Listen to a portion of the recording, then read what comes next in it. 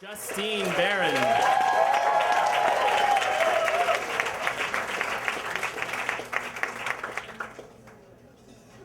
Thank you.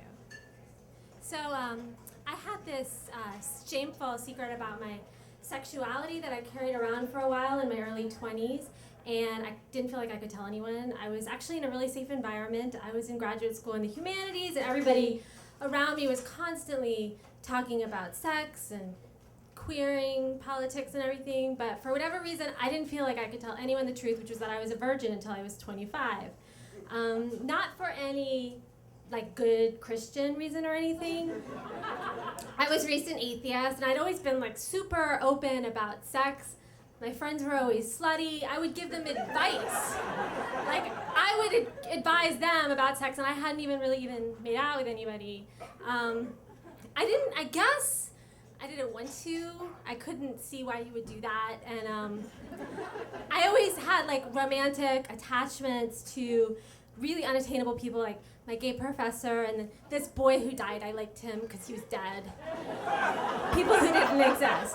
But in any case, when I hit around 24, 25, it all hit me at once. I got it. And I think it's because I left grad school, so I was finally relaxed for the first time in my life. And suddenly I just wanted to engage, rub up against everybody. They didn't need to be perfect or dead or anyone. And in the midst of this curiosity and excitement came along Leslie and her husband Mendel. And that was the tawdriest experience of my life, still as a virgin. So I'll tell you about that. I was teaching at this literacy council, GED, and Leslie had just gotten her GED. She was 19, and she had 3 kids by 2 men. So she was way ahead of me. And one day Leslie and I got coffee after work, and she was telling me that her and her husband Mendel, who was 35, they had a threesome with her friend. And I was like, oh yeah, I'm super experimental too. Virgin. And, so one day after work, we all hung out. It was at the Olive Garden. It was a small town, not that much to do. And the whole night, Mendel is saying things I only flirt with intention. And then because I had no game and was so clued out, finally I was like, oh, you're flirting with me, okay. Oh right, and you're telling me directly. So we decided to make an actual date.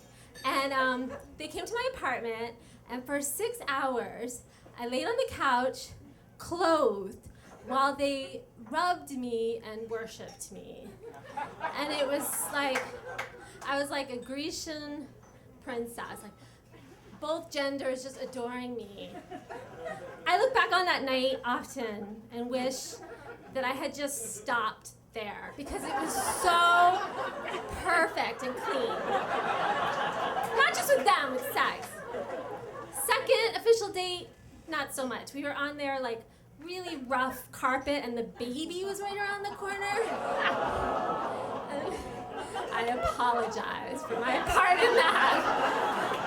And Leslie did some sort of sexual act on top of me, but it wasn't hitting me anywhere, so I didn't feel it. And then Mendel started crying, and he was like, I never want to see that again. So, not so Grecian princess. So we came up with a plan, which is that they could both date me, but separately. So for a few weeks, I would go over to one or hang out with the other one, and we would get busy, but I was still not ready for anything to enter me. And that fired them up, and it was kind of hot just how much they wanted me. I think they were competitive for me. So that was also exciting. Only one time did we get together. I watched them have sex. It was gross. I didn't like it.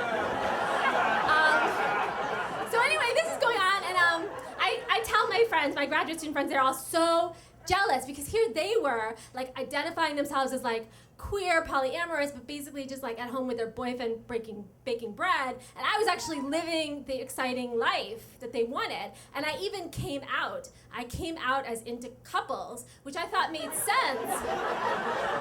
I thought this made sense because I'd always sort of been a third wheel type, but I didn't.